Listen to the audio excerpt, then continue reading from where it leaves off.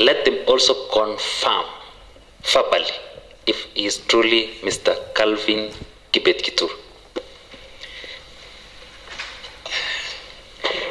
Thank you so much, Honorable Chairman. My name is Calvin Kibet Kitur. Thank you. I would request that you hand over your original documents to our sergeant at arms. Thank you.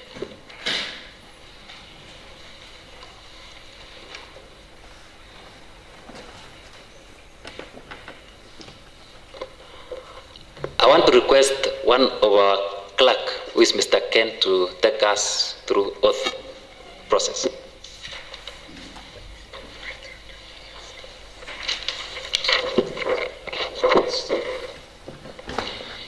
I, Calvin Kibet Kitur, do solemnly swear that the information I am going to give before this committee on the matter under its consideration is the truth and nothing but the truth. So help me God.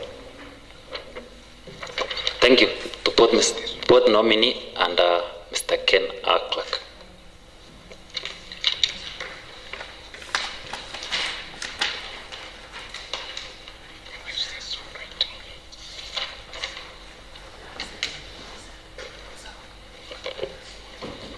Our nominee, Mr.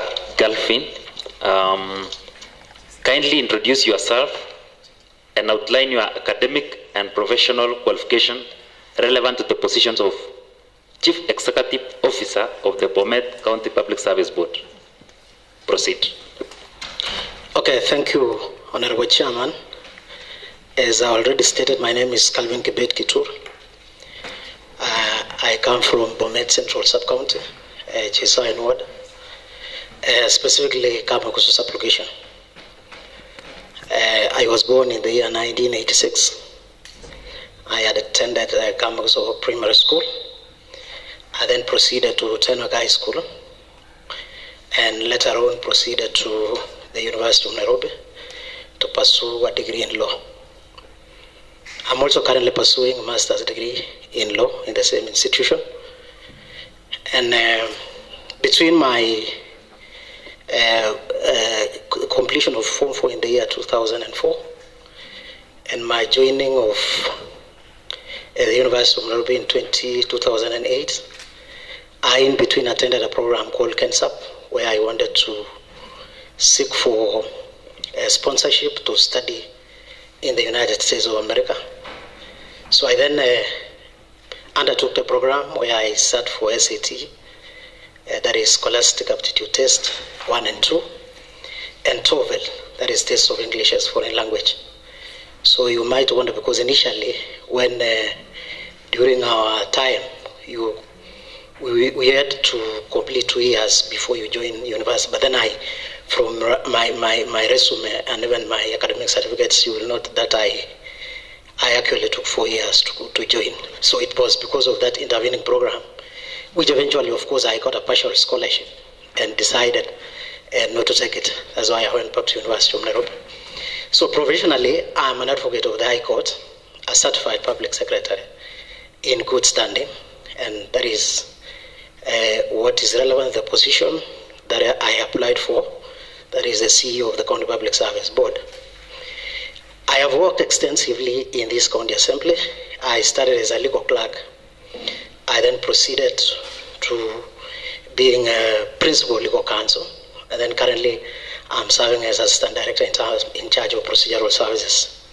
All through, Honorable Chairman, I have also been lucky to serve in your committee, that is Labor and Public Service. We have been oversighting the County Public Service Board. So the legal compliance that we've always asked from the board is the reason why I'm seeking this mandate to be on the other side, so that I will ensure that you got easy time in terms of statutory and legal compliance. Otherwise, thank you very much, Honorable Chairman. Thank you so much, our nominee. Then I'll proceed to the next question, which is about the understanding of the role of the County Public Service Board CEO. Specifically, what is the role of the CEO in supporting the board to effectively discharge its constitutional and statutory mandatory? Thank you very much, Honorable Chairman. The role of the CEO of the board the CEO is a strategic leader of the board. I am, as a board, as of course, if you approve me, I'll be the CEO. I'll be leading in terms of strategy, in terms of legal and technical advice to the board. I will be the chief administrative officer of the board and the accounting officer. I would, in addition to that, Honorable Chairman, be the authorized officer. In terms of my functions directly of the board, I'll be in charge of implementing the decisions of the board and communicating the resolutions of the board to the relevant bodies. Secondly, Honorable Chairman, I'll also be the administrative head of the Secretariat, who will ensure then that the welfare of the Secretariat in terms of career progression and their general welfare is provided for.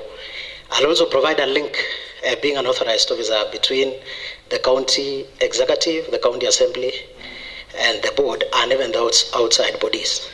I then, as the accounting officer, I'll be developing the budget, and once the same is approved by this county assembly, I'll be in charge of implementation and operationalizing the budget. Thank you, Mr. Calvin.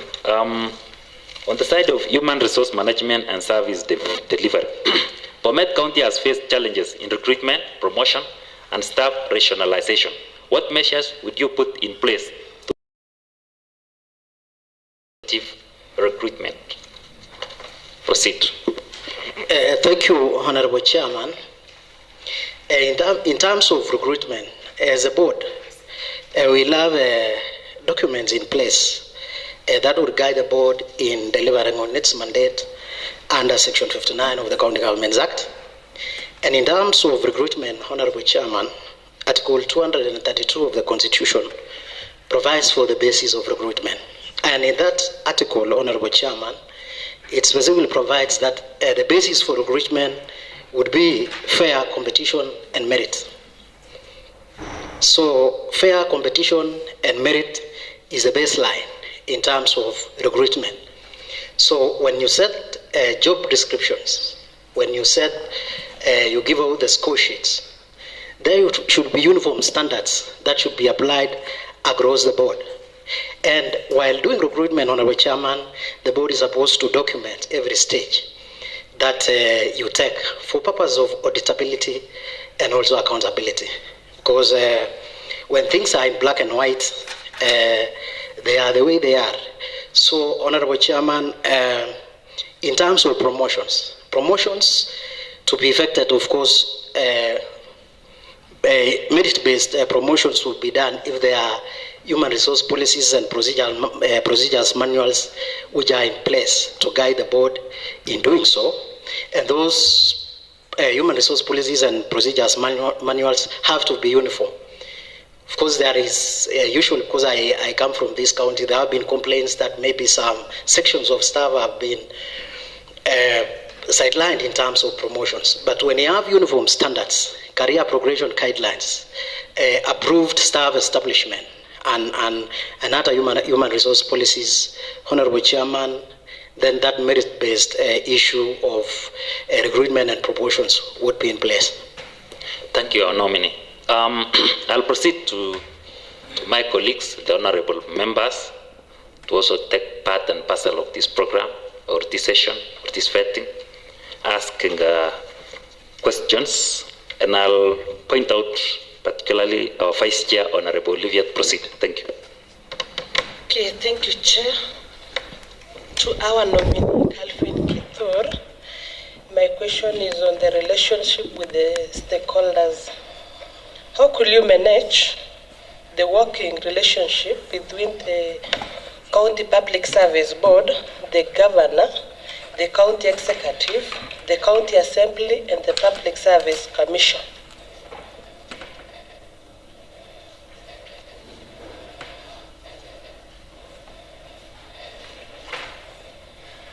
Okay, thank you, Honorable Chairman. Our relationship with the stakeholders listed here. First, Honorable Chairman, under Section 58A of the County Governments Act, the board is independent in the performance of its functions and is under no direction and is only subject to the Constitution, the County Governments Act, and other relevant laws. But of course, having that in mind, Honorable Chairman, the board does not operate in isolation, and we do operate with the other stakeholders listed here. You will discover, Honorable Chairman, that under the County Governments Act, there is a section that specifically provides for consultation between the board, the governor, and the Public Service Commission. First, when we are trying to implement what was inserted recently in 2020 on what we call Employment Equity Plan. Employment Equity Plan, Honorable Chairman, is it's a plan which tries to give effect to the principle that we must have 30% of our employees coming from the non-dominant ethnic community. So that section provides consultation with the governor. The office of the governor, Honorable Chairman, is that the governor is the chief executive officer of the county. And in as much as the board is independent, we are also conjoined because we cannot operate in isolation without dialogue and frequent consultations with the office of the governor. And the governor and the executive conjointly, of course, they operate in the same sphere. And the county executive, the personnel that the board recruits actually delivers their functions in the county executive. Once the board finishes the recruitment process, the deployment is done from the county executive. In terms of development of programs and including the human resource policies, these are implemented in the county executive. So we must be in constant touch, especially with the head of departments, who are the accounting officers, the chief officers, in terms of the HR function, given in mind that the chief officers have an HR function. So once we employ or once we recruit, following up even with promotions, those have to be originated from the county executive departments. So there must be consultations. In terms of, in fact, even promoting the national values and principles of governance as listed in Articles 10 and even 232, we got to have these stakeholders to actually ensure that we deliver on our mandate. In terms of the assembly is oversights the County Public Service Board. The assembly also approves the budget of the board. We are required to report constantly. In fact, there are statutory reports which must be submitted to the assembly, and therefore we have to constantly engage with the county assembly for purpose, one, of course, of reporting what we do, and secondly, in terms of approval of our annual operating budget. When it comes to Public Service Commission, the Public Service Commission does advisory. The Public Service Commission has the advantage of having been in place for a long period of time. The County Public Service Boards only came in barely 13 years ago. So they have, in terms of human resource development, the Public Service Commission is way ahead of the County Public Service Board. So we'll be taking their advices. Of course, they are not binding. But there is also under Section 77, they have an appellate jurisdiction where anybody who is aggrieved with the work or decisions of the board can apply, can appeal to the Public Service Commission. So they have that appellate jurisdiction. And of course, we'll be considering the advice, although not binding, but of course most of it is actually for purpose of information and decision making. Thank you, Honorable Chairman. Okay. To the nominee, what mechanisms will you put in place to enhance public participation and stakeholders' engagement in county public service progress? Thank you so much, Honorable Chairman. Public participation. Under the Article 10 on national values and principles of governance, public participation is listed therein as one of the principles and one of the values and principles of governance. So in order to promote public participation, one, those national values and principles of governance, including public participation listed in Article 10, whenever you are developing policy, for example, if the County Public Service Board is developing policy, we got to invite for memorandum from the public to to also take part in policy formulation. Public participation also involves the stakeholders, and as a board, we have the several stakeholders. First of all, the ones listed on the preceding question, that is the executive, the assembly, but then we also have the unions. We have the Kenya County Government Workers Union, KMPDU. So those are the stakeholders. So we got to involve them in our decision making. We also have to operationalize our public notices, suggestion boxes, because those are the places where sometimes people who don't feel confident enough to come forward to air their to give their views can give us in public participation. We also want to operationalize the county. We will use the county website. The county website will come in handy when it comes to, of course, publicizing what the board does. We'll also publicize our reports as required under the Constitution, and of course while sticking the same to data protection and access to information. Thank you. Through you, Chair, my last question to the nominee, Calvin Kitur. If approved by this county assembly or the committee, how will you handle the dispute, petitions, or court cases arising from the county public service board decisions? Thank you so much, Honorable Chairman. Disputes usually arise, but of course they seldom arise, not regularly. But disputes, Honorable Chairman, arise from a misstep, or what I call a lack of procedural discipline.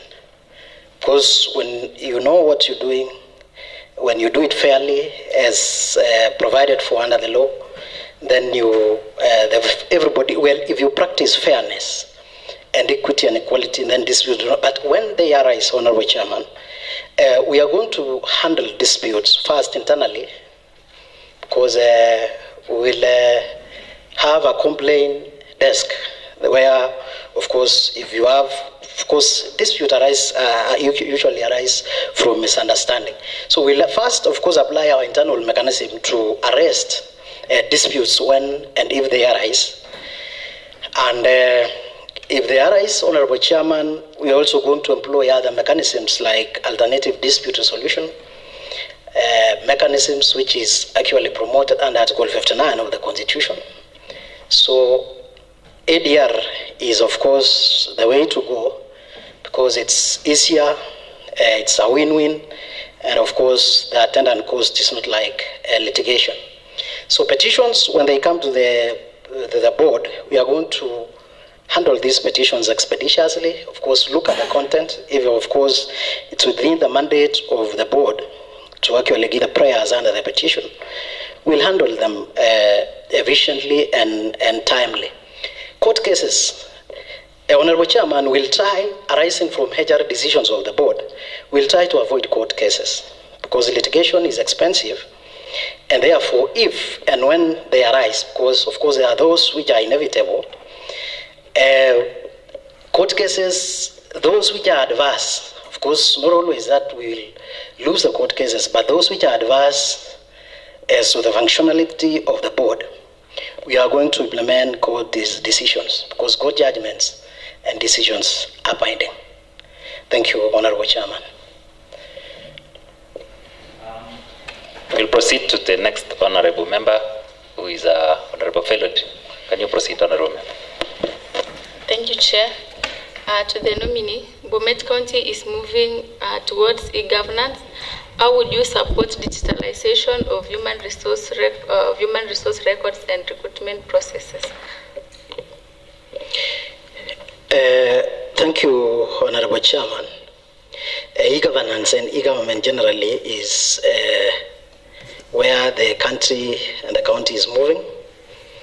So in terms of e-governance, first, I would not forget for the migration of HR records to a human resource system, that is an integrated human resource system which is kept online.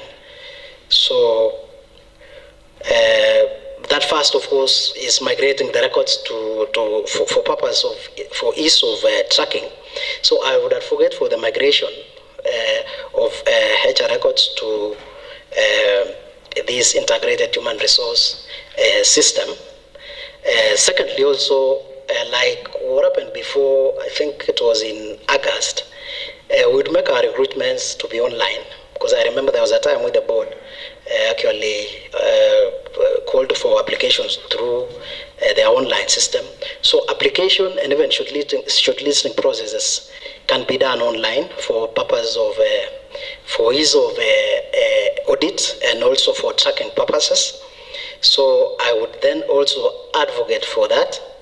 Then, while advocating for e-governance, Honorable Chairman, we have to keep in mind that there is an issue of data protection.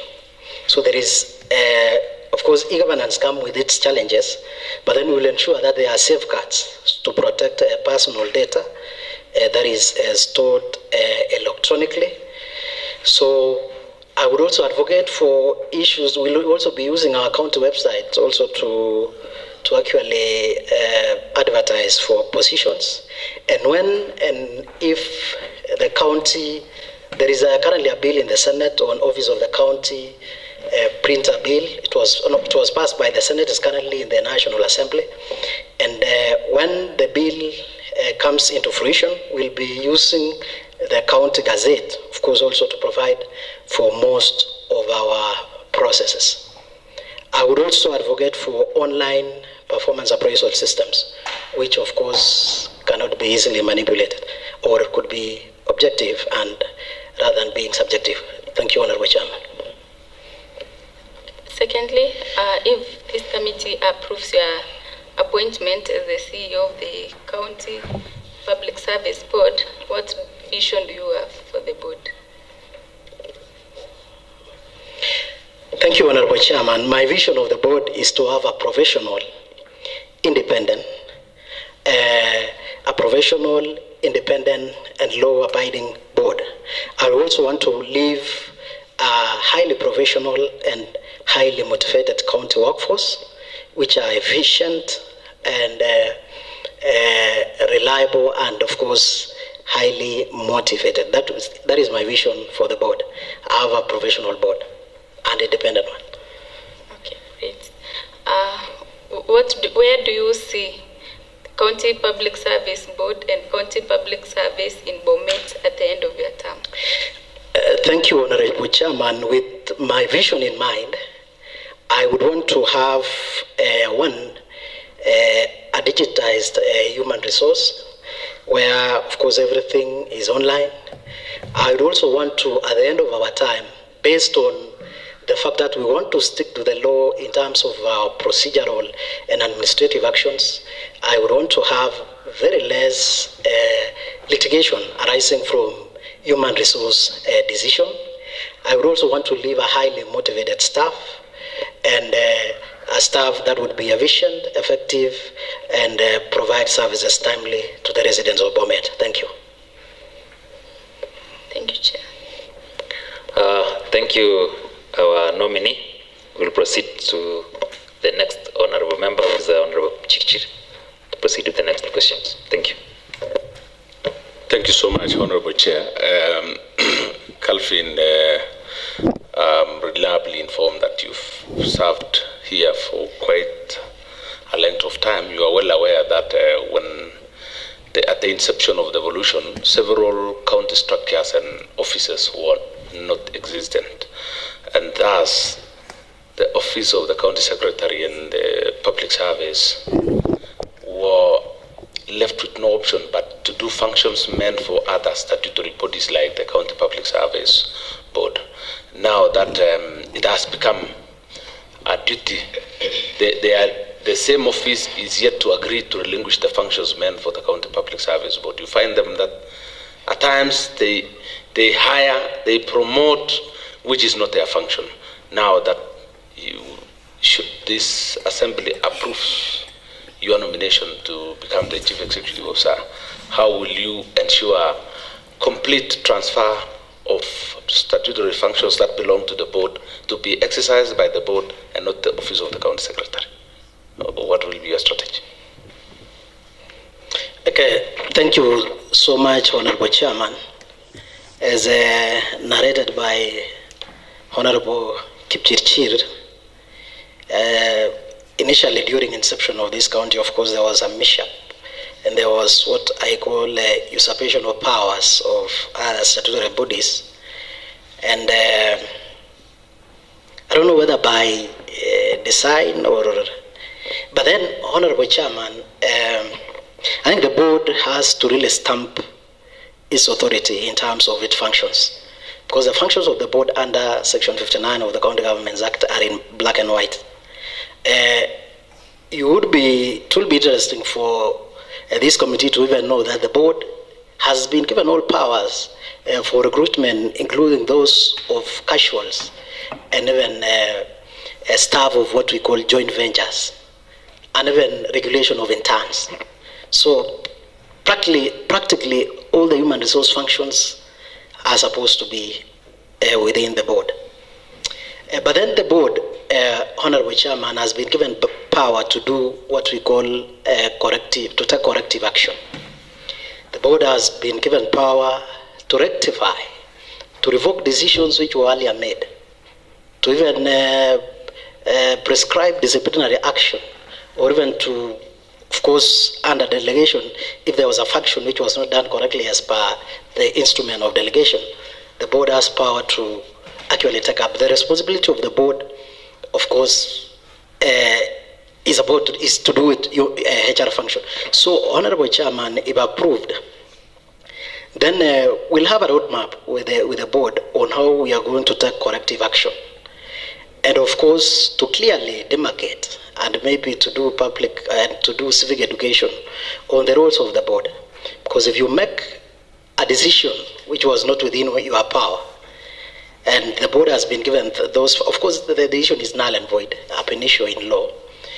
But the board has been given that power to do what we call corrective action. Of course, without actually those decisions, HR function decisions which were made on persons. So we also have to consider the effect of our decision on the personnel which are affected, because we are human in nature, and we have to consider whenever doing that corrective decision, we have to really mind the human part of the victims. Thank you, Honorable Chairman. I agree with you, but I'm a bit terrified of your stand on the ab initio element. But you mentioned Article 59 of the Constitution. I want to refer you to Clause 6 of the same Act, where the County Government Act requires publication of the board report. The preceding board, I've served as a committee member in the Committee on the Labor and Public Service since I came to the County Assembly. Yeah. And shockingly, the committee which I serve has observed non-publication of such reports by the preceding board.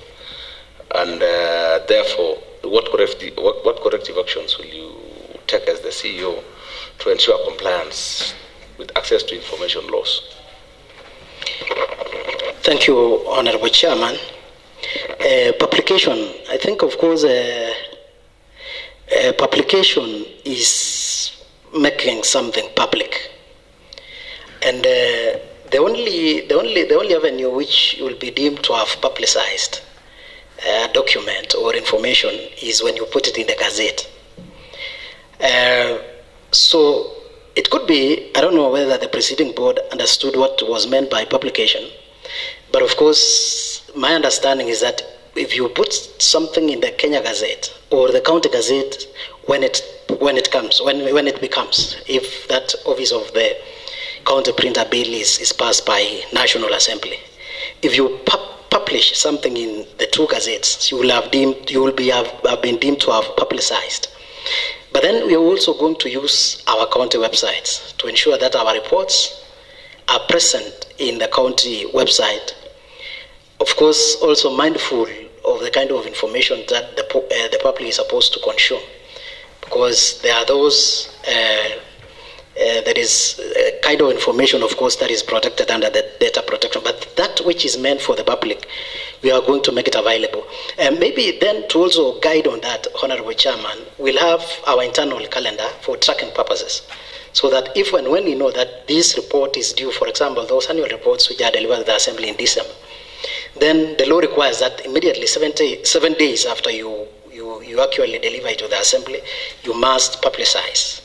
So our publication, of course, will then come in if we do the same, put it in the county website, even take it to the government printer when it is actually required. So my roadmap would be have an internal tracking system, ensure that when those reports are due for publication, they are published actually in the Kenya Gazette currently, because the County Gazette is not operational.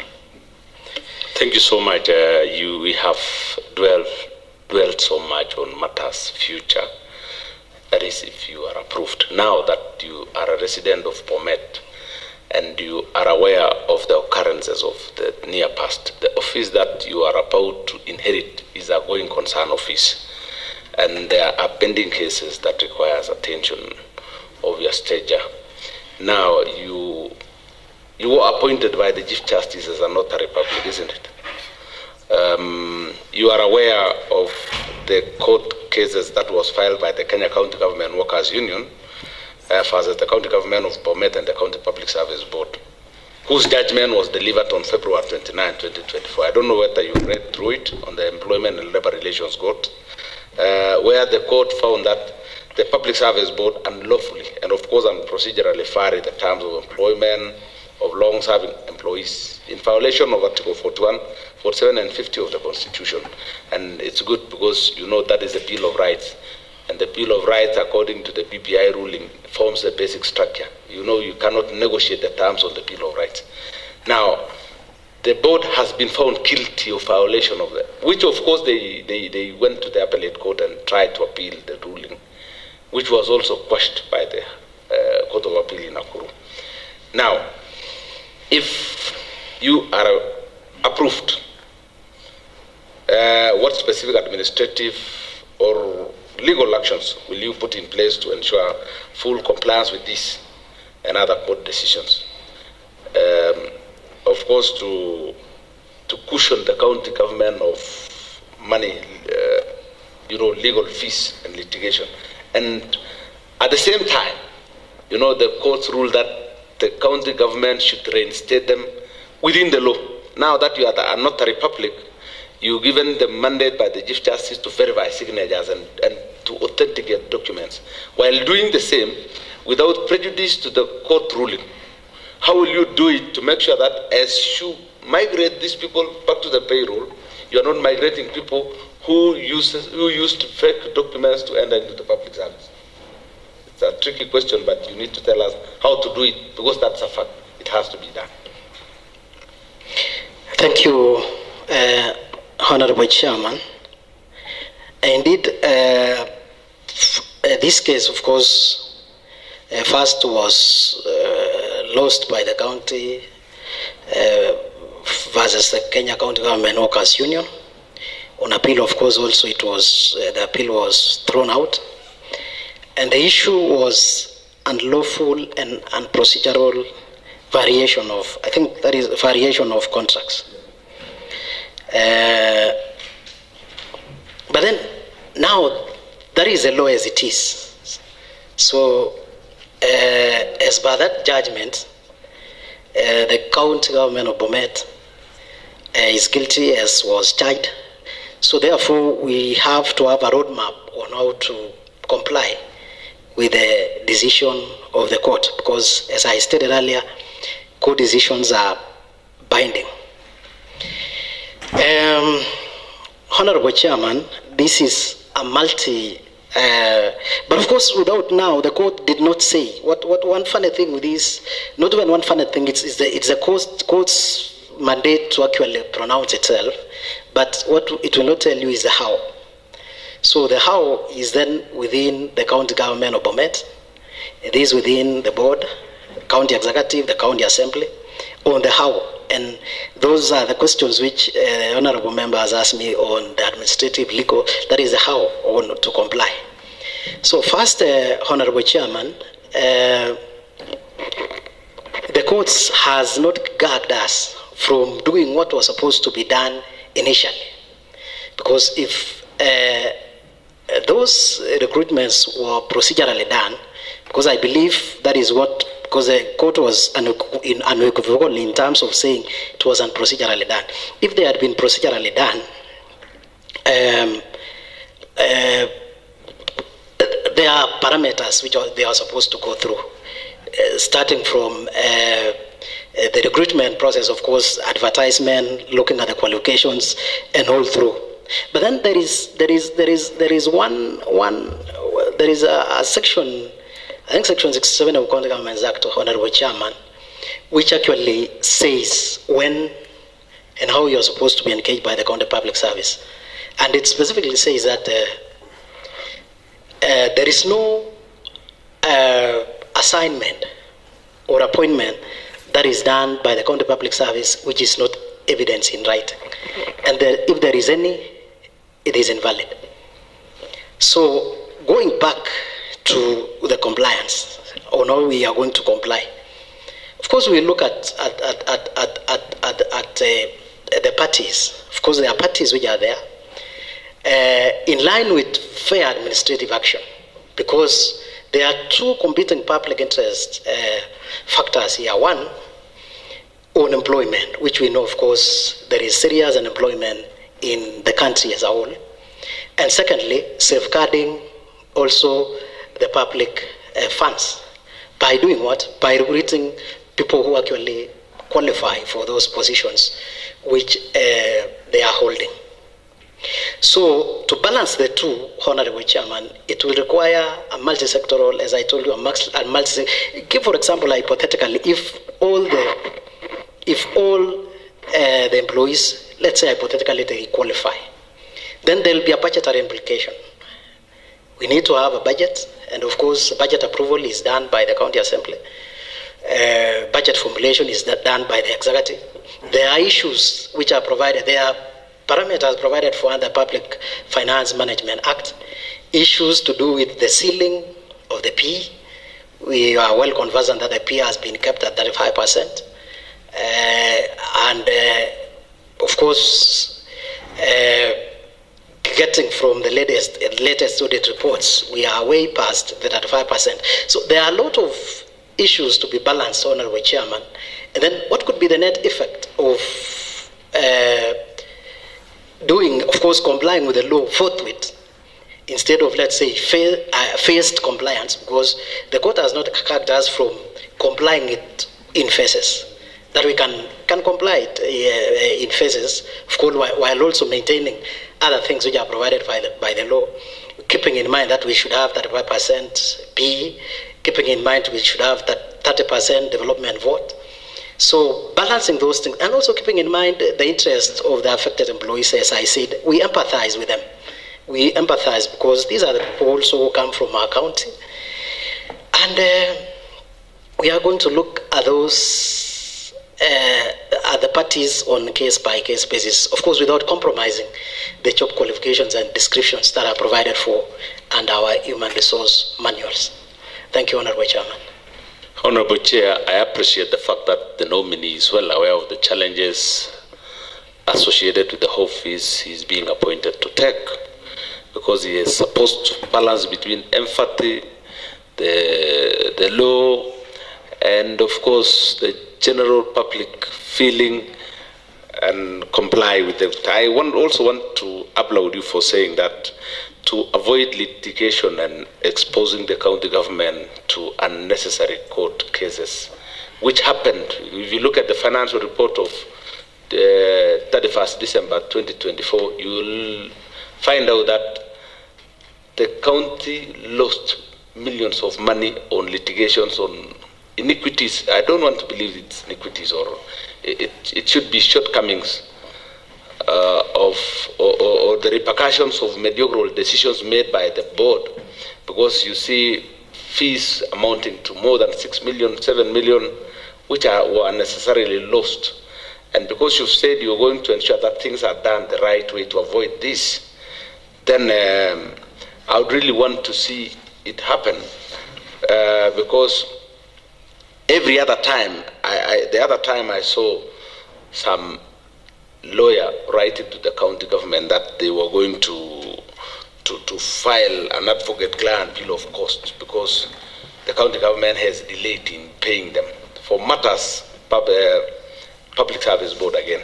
So now that when you look at the same annual reports, some appeals which stem from procedural consultative gaps with the unions and staff, please tell us how you'll improve labor relations, especially on matters dispute resolution within the county public service. How will you engage the county government workers union, the county service, and how will you moderate with the board so that the same does not recur? Because it's like there is a tug of war between the county government and the county government workers union. Please tell us how you're going to improve the relationship, because you will be the pivotal person in between the two. Thank you, Honorable Chairman. Improving labor relations in the face of the stakeholders that the Honorable Member has indicated. Of course, the bottom line that will come in, of course, is engaging public participation, and public here means the stakeholders also that are involved. So we are going to institutionalize this engagement with one, of course, if there are internal disputes with our staff directly, because that is where, where these disputes actually start from, Honorable Chairman, is it starts first with the engagement, in fact, way down even with the supervisors, and it escalates to the board. And before it explodes now to the unions. First, as I told you, we got to improve staff engagement, because disputes can be solved as they arise, Honorable Chairman, before they actually explode. So improve our internal dispute resolution mechanisms with the staff. Have that one-on-one. Have an open door policy. Have the office of the secretary of the board being a place where it is accessible, where staff can walk in, of course, and give out their grievances. There are those grievances and small disputes which actually can be solved forthwith before they escalate. So we are going to institutionalize that engagement with the staff, and now with the unions, because we are aware that the unions, there are those unions which actually have what we call collective bargaining agreements, and those collective CBAs, collective bargaining agreements, which have been, of course, registered, are binding. You're going to see how we are going to accommodate those CBAs. So I've also seen in other counties there is what we call County Labor Relations Committee, which is multi-sectorial. Have people represented here, the board being represented in that committee, the members of the assembly, the members of the executive. So that County Labor Relations Committee, if there is one in place, but I'm not aware of any, but then we're going to advocate for the establishment of the same, where we got we got those multi-sectors dealing with HR functions, just like we have IBEC, where that intergovernmental budget committee, where we talk about issues budget. Can also have one county labor relations committee to deal with issues to do with HR before they actually come in. On the issue of I think you stated something about the ballooning, those hefty legal fees, which have been asked by our external counsel. We are also going to really engage the office of the county attorney, because we also have internal mechanisms. We have very qualified and legal counsel in the office of the county attorney, which will come in handy. So we can use our internal counsel to actually arrest HR issues that might arise, and we also do what we call a legal risk. We do legal risk and try to mitigate some of those arising from the HR functions. And I said to mitigate those, Honorable Chairman, it comes in naturally if you have what we call procedural fairness and fair administrative action. So we will involve our internal counsel before we even go to the external counsel to actually have gauge ourselves what could be the risk that we are exposing ourselves in terms of HR decisions before implementation. But Chair, let me ask this. Initially you said you are a notary public, isn't it? Yes. Now, do you do arbitration? Yeah, seldom when required. Thank you so much. Are you appealing to this committee to approve, to write a favorable report recommending your approval so that you stand as an arbitrator between the unions and the labor bodies and the county government to cushion the county government from unnecessary fees, legal fees? I would really appreciate that affirmative decision, Honorable Chairman. Thank you so much.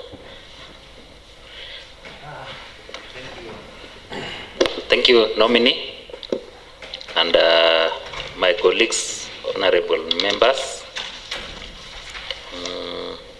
We still have 2 more questions, and I'll give this golden opportunity to Honorable Evelyn Sang to proceed. Thank you. Thank you, Chair. The nominee, Mr. Calvin Kibet Kitur. My question is on financial management and absorption. During the financial year, financial year 2024-2025, 55 million Kenyan shillings development fund for office construction remain unutilized. What role should the County Public Service Board play in fast-tracking this project? And how will you, as the CEO, coordinate with the County Treasury and Executive? Thank you, Honorable Chairman. As been mentioned by the Honorable Member, that there is an utilized Kenya shilling 55 million, which was meant for the year 2024-2025. And specifically, Honorable Chairman, that was meant for construction of the offices for the board. And of course, the year 2024-2025 has since elapsed without that fund, that amount being utilized.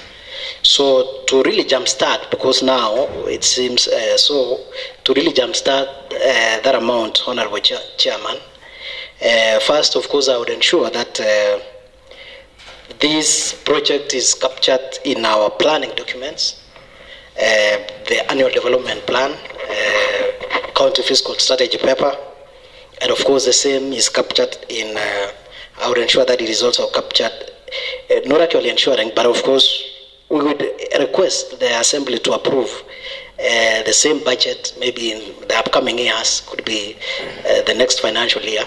So first, I would ensure that the same is captured in the planning documents, and then the same is budgeted for. And once budgeted for, Honorable Chairman, in terms of implementation, there should be what we call, of course, timely procurement, because sometimes unutilization of these funds could arise from challenges of procurement. For example, we are cognizant of the fact that currently the EGP system is, of course, it was new and it was being rolled out. And as counties, we faced quite a myriad of challenges in trying to accurately utilize the same. So once the procurement has been done, then I will monitor the implementation of the project. And when it comes to how we are going to do it with the county treasury. County treasury, of course, is where we get our monies, and the county executive plays a role in terms of land identification and allocation, because I think basically the amount here was meant for the construction.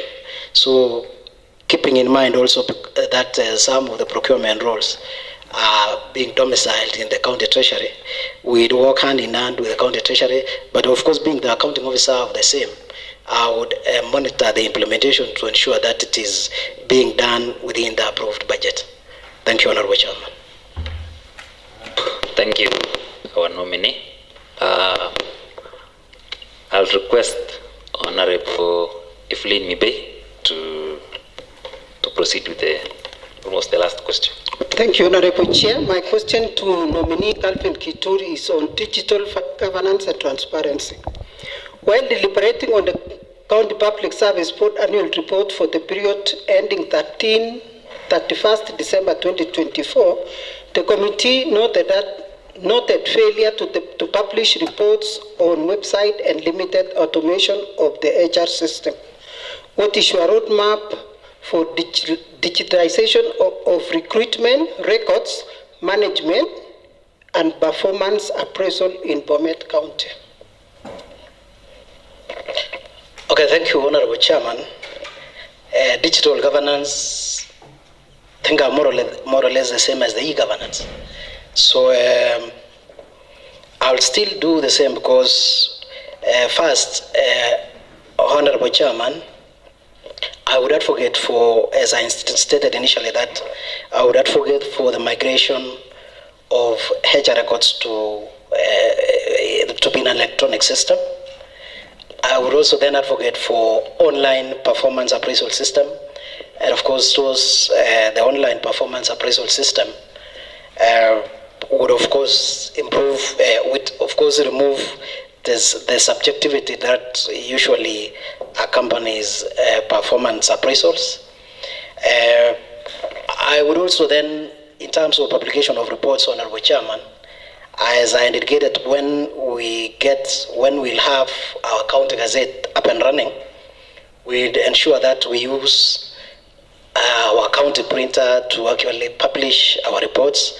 But in the interim, then we are going to use the Kenya Gazette, utilize our county website also to publicize and have our records in digital.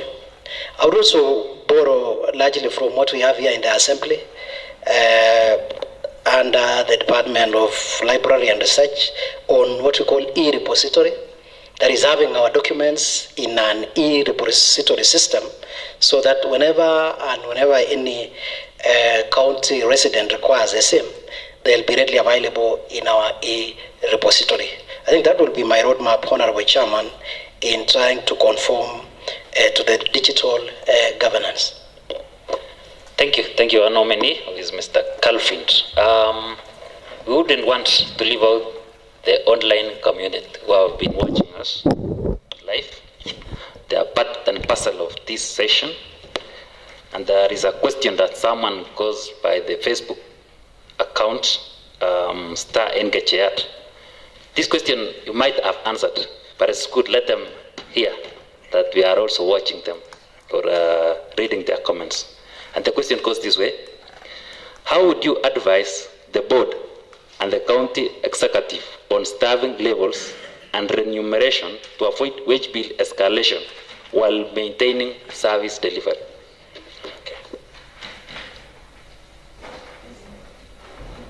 Okay, thank you, Honorable Chairman.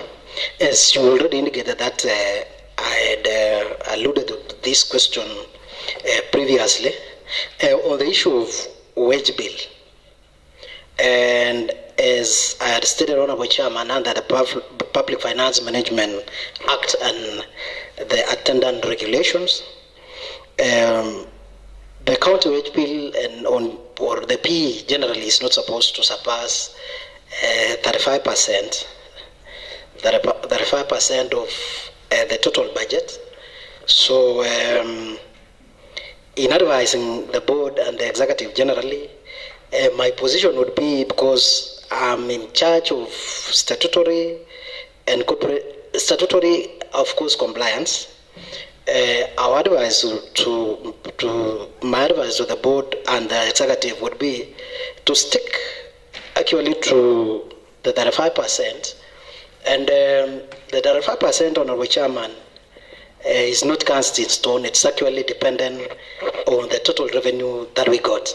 So if without laying, or of course cognizant of the fact that we are not supposed to affect the staff that are already in service, we'd improve on our other things that would increase, of course, our revenue. Like, for example, members of this committee are aware of the fact that we are actually underperforming in terms of local revenue. So if we improve on our local revenue, then the percentage on P would of course come down, and therefore that would of course would accommodate. But then always we would advocate for, as anytime, despite the how the performance of our local revenue, as a board, we always advocate for sticking to the statutory requirement of having that our P at 35%. Thank you, Honorable Chairman. Thank you. The nominee, who is Mr. Calvin, I would want to give you a golden opportunity to make your last remarks. To beseech. Before Chair. Yes, Honorable. Thank you. Philip, Thank you. You can proceed. Thank you, Chair. May I take this opportunity to welcome Bwana Kitur. He's a senior in this county assembly and he's a resident of this Bomet County. It's a good work we done for long, almost 15 years or 13 years. And I wish you far. Maybe in future, maybe we can make even is a clerk of this county assembly. The only thing that we transfer to service to public service board, and we have a confidence we can go there and you do a lot, wonderful job. We have a confidence with you, although we transfer the services, and the services belong to Bomet County. The work belongs to Bomet County. The thing that I want to ask you, Bwana Kitur, the only wage bill is a very, very big challenge in everywhere. For example, those employees who need to reserve again from court because the ruling, court ruling is a binding. What can we solve that problem? Because we must be forcing to recruiting. If we recruit again is a wage bill, what can we solve that problem or to solve the problem? To help us. Very brief. Okay, thank you so much, Honorable Chairman. The Honorable Member is asking about of course, the recent court case on recruitment, and I had indicated, Honorable Chairman, that court judgments and decisions are binding, and the only thing which I also stated is that the court does not tell us the how, so it leaves the how to all of us. And as a board, we will require support from all the stakeholders, including this county assembly, because the implementation of the court case, of course, would require would have a budgetary implication. And I think the only thing which has actually stalled the full compliance with the court decision, Honorable Chairman, is, of course, budgetary constraints, and resources are never enough. They are very limited. So, Honorable Chairman, to answer the Honorable Member, would require your support, Honorable Chairman, to really fully implement and to comply with this court ruling, and also keeping in mind the fact that the people who are affected are our people. They are like us, they are part of us. They have also given service to this county, and we appreciate the fact that there is no cadre of staff, Honorable Chairman, that is unimportant. All cadres of staff are very important, and there should be what we call parity of treatment. We should treat everybody equally, and so that we also preserve the human dignity that is inherent in every one of us. So, Honorable Chairman, what we are going to do as a board will require your support, of course, where necessary, because we are not going to unilaterally do the compliance aspect, because we rely on the resources from the executive. We also rely from the approval aspect from the assembly. And then we'll also deliver. We'll work as a board using the parameters that we are supposed to use. We will not compromise any step, or of course, in trying to also comply with the decision. We'll give a roadmap, but then that roadmap will require actors. And whenever we place you as actors, honorable members, I would kindly request for your support. Otherwise, Honorable Chairman, we want to fully comply with the court judgment, and we also want to have the dignity of those staff being maintained, because they are a part and parcel of us, and as I said, without compromising other procedural aspects. Thank you, Honorable Chairman. Thank you, Chair. What I want to ask when Kitur, we have a lot of youth didn't have opportunity, didn't have any jobless in Bomet County. What can you advise our youth? Because we don't have any opportunities. When you walk in the ground, our youth need opportunities. If you tell him, no, we ndio umekata kuandika sisi huko Bomet County. What can you advise our youth? Thank you, Honorable Chairman. We are quite aware of the rate of youth unemployment actually surpasses the national percentage of youth of unemployment.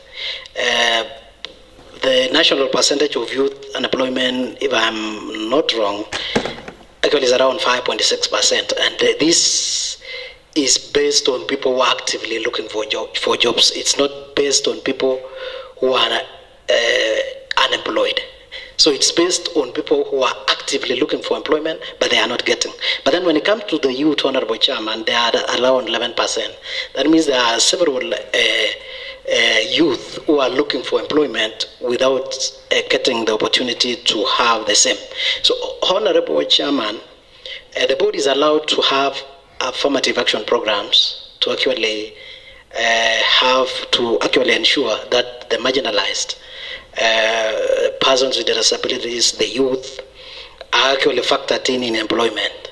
So when coming out with what we call employment equity plan, Honorable Chairman, will factor in the issue of the youth to also ensure that they are represented in the employment in county public service. So while coming up with that equity employment plan, if it's there, or then if it's not there, we will develop one. We'll factor in the issue of youth unemployment, Honorable Chairman. Thank you. Thank you. Thank you, Chair. Thank you, Honorable Philip Korir, and also thank you to our nominee for answering that question, and also the question that have been presented by the members.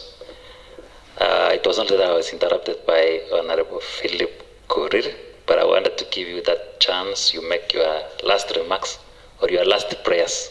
And before that, let me appreciate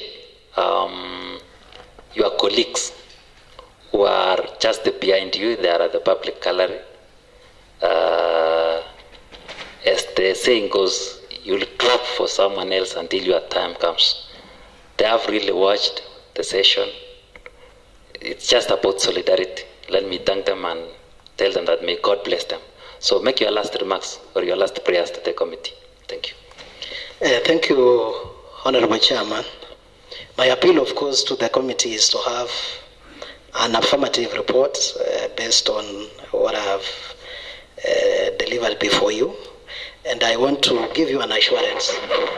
Of course, there are a lot of expectations, but then we will require your support.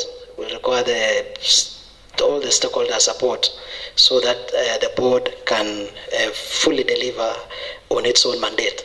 So what I only want to appeal to this committee is I want to appreciate you for actually listening to my submissions, and also that as you retire to consider my nomination, you would be kind enough to have an affirmative report for purpose of this House. Thank you so much. Otherwise, we promise to deliver independently on our mandate as required under the law. Thank you so much, Honorable Chairman. Thank you. Since you have been part of this assembly, I hope you know the program, how it goes until the approval by the members, so I wouldn't tell you what will come later. You are aware of the procedures that will follow. Otherwise, thank you so much. Thank you for presenting yourself to this committee, and may God bless you, and you may kindly leave. Thank you. Thank you so much, Honorable Chairman.